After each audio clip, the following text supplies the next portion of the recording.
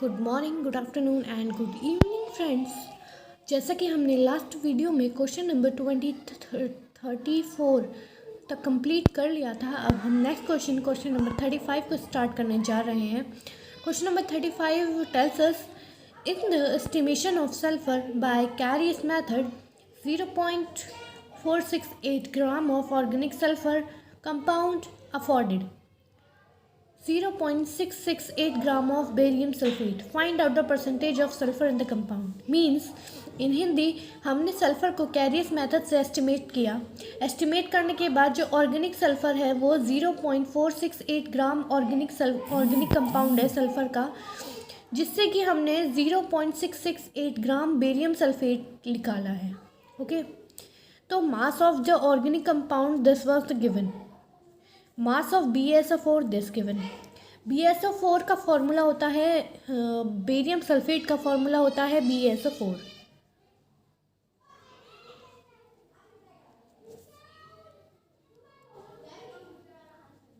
Okay, ये है barium sulphate का फॉर्मूला BaSO4, जिसमें एक सल्फर का मॉलिक्यूल है। अब बेरियम सल्फेट का जो मास होता है वो 233 ग्राम है। तो 233 ग्राम में बेरियम सल्फेट में 32 ग्राम ऑफ सल्फेट प्रेजेंट होता है, जिसकी वजह से 0.668 ग्राम में BaSO4 कंटेन करता है। इतने ग्राम में इतना है, तो फिर इतने में कितना होगा, तो मतलब 32/233 इंटू 0.68668 इजिकल टू, आप कैलकुलेट करें using by our hand not calculator, 0.0917 gram. Percentage of sulphur निकालने के लिए हम इसमें पर ये जो ऑर्गेनिक कंपाउंड है, इस पर जो BaSO4 में सल्फ़र की मात्रा है उतनी टोटल मात्रा उसमें प्रेजेंट होगी, तो उसको हम इससे डिवाइड करेंगे जो हमारे पास ऑर्गेनिक कंपाउंड था, और उसके बाद 100 से मल्टीप्लाई कर देंगे। तो टोटल जो परसेंटेज थी ऑर्गेनिक कंपाउंड में BaSO4 की वो 19.59% थी। Okay, I hope you understand this question. ये क्वेश्चन कहता है कि सल्फ़र को एस्टिमेट करना है कैरियस मेथड से। एक ऑर्गेनिक कंपाउंड है सल्फ़र का, जिसका जो वेट दिया गया है वो 0.468 ग्राम दिया गया है, जिसमें बेरियम सल्फेट की जो ग्राम्स हैं वो 0.0668 ग्राम्स है। तो हमें इस हिसाब से यूज़ करके बेरियम सल्फेट का फॉर्मूला फाइंड करना, बेरियम सल्फेट की परसेंटेज में से सल्फ़र की परसेंटेज फाइंड करनी थी, जो हमने इस तरीके से करा है। I hope you will done it yourself. If any doubt then comment on the comment box. अब next question, in the organic compounds this was that CH2 double bond CH, CH2 single bond CH2, C triple bond CH, the pair of hybridised orbital involve in the formation of C2 and C3 bond is. मतलब ये organic compound, okay, this was the organic compound जिसमें pair of hybridised orbital जो कि C2 और C3 में use हो रही हैं, उनका हमें बताना है कि उसमें क्या हाइब्रिडाइजेशन है। तो हम इधर से नेमिंग करते हैं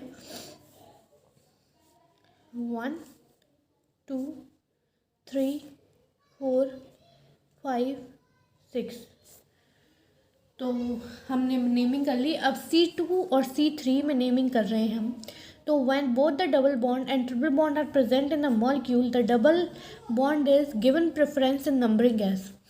तो यानी कि हमें ये पता है कि जब डबल बॉन्ड और ट्रिपल बॉन्ड जैसे कि इस मॉलिक्यूल में है, एक मॉलिक्यूल में एक साथ होते हैं और वो भी लास्ट पोजीशन पे, तो आपको लगेगा हमेशा कि हमें ट्रिपल बॉन्ड को प्रेफरेंस देनी चाहिए, क्योंकि इसमें ट्रिपल बॉन्ड है, इसमें डबल बॉन्ड। लेकिन हम देते किसके हैं, हम डबल बॉन्ड को प्रेफरेंस देते हैं नंबरिंग में। नेमिंग में हम ट्रिपल बॉन्ड को, यानी कि आपको रिमेंबर करना है नेमिंग में हमें ट्रिपल बॉन्ड को प्रेफरेंस देनी है,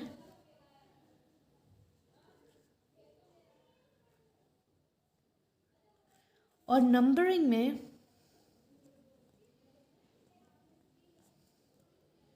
डबल बॉन्ड को।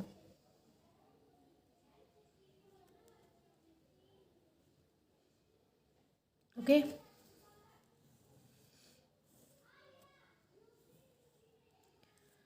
तो इस तरीके से इसका जो ऑप्शन इसमें नंबर इसमें है, ये 1 है, 1 की हम बनाते हैं sp2, ये 2 है, इसकी भी sp2 और ये है 3sp3। तो मैंने यहाँ ऑप्शन नहीं लिखे हैं, आप ऑप्शन में ये वाला टिक करिए जिसमें sp2 एंड sp3 हो। According to this C option है ये उस एनसीईआरटी में, और एनसीईआरटी के हिसाब से सी ऑप्शन करेक्ट है। अब क्वेश्चन है, in the Lasagna's test for nitrogen in a organic compound, the Persian blue color is obtained due to formation of, यानी कि पर्शियन ब्लू कलर फॉर्म होता है और उसका कारण क्या है हमें बताना है। देखो, एक Na4FeCN का होल 6, ये सारे हमारे पास कंपाउंड हैं।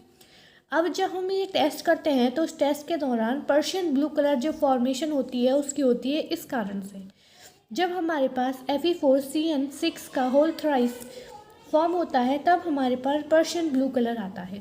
ओके, ये आपको डायरेक्ट लजानिया टेस्ट में मिल जाएगा, आप एक बार उस टेस्ट को चेक करें, वरना मैं आपको नेक्स्ट वीडियो में वो समझाऊंगी, कोशिश I will try to explain you. Okay, next question है question number 38, which of the following carbocation is most stable. ये one of the favourite question होना चाहिए आपका, we have done this type of question earlier. इस क्वेश्चन के हिसाब से इनमें से सबसे ज़्यादा स्टेबल कार्बोकेटाइन कहाँ है, हम एग्जांपल्स को यहाँ बनाकर देख लेते हैं एक बार। एग्जांपल जो को ऑप्शन ए है वो कुछ इस प्रकार है,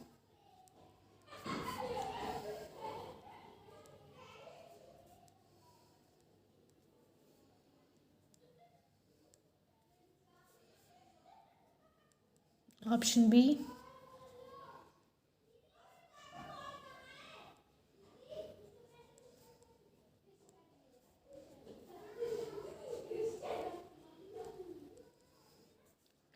सी,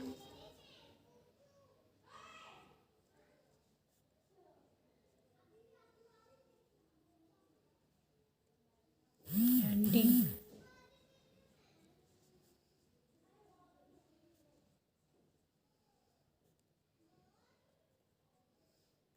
दीज वर द ऑप्शंस, और आप हमेशा से जानते हैं जो करेक्ट चॉइस होती है वो ऑन द बेसिस होती है स्टेबिलिटी के,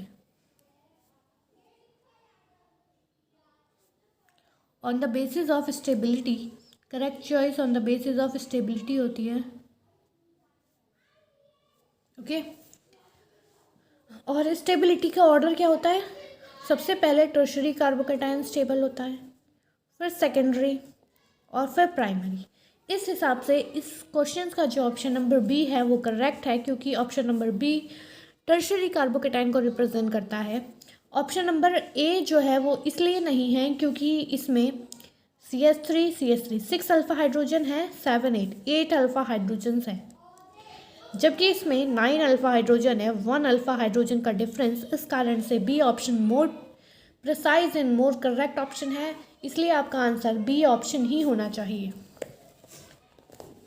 okay, question number 39, the best and latest technique for isolation, purification and separation of organic compounds is।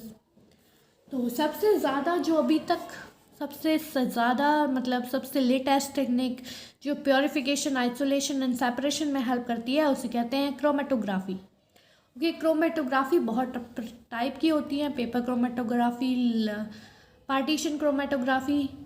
तो इस क्रोमेटोग्राफी ये लेटेस्ट टेक्निक है, इसको यूज़ करते हैं isolation, purification of different organic compounds. Okay, अब तो इसका आंसर हो गया chromatography. Remember it will be asked in your boards में भी। The reaction CH3CH2I plus KOH gives CH3CH2OH plus Ki। ये रिएक्शन है। अब आपको इस रिएक्शन को देखकर बताना है कि ये रिएक्शन क्या है, electrophilic substitution reaction, B option nucleophilic substitution, C option elimination and D option addition reaction. Okay, तो ये आपके पास ऑप्शंस हैं, इस ऑप्शंस को बेसिस पे आप बता सकते हैं कि कौन सी जो चॉइस है वो बेस्ट है।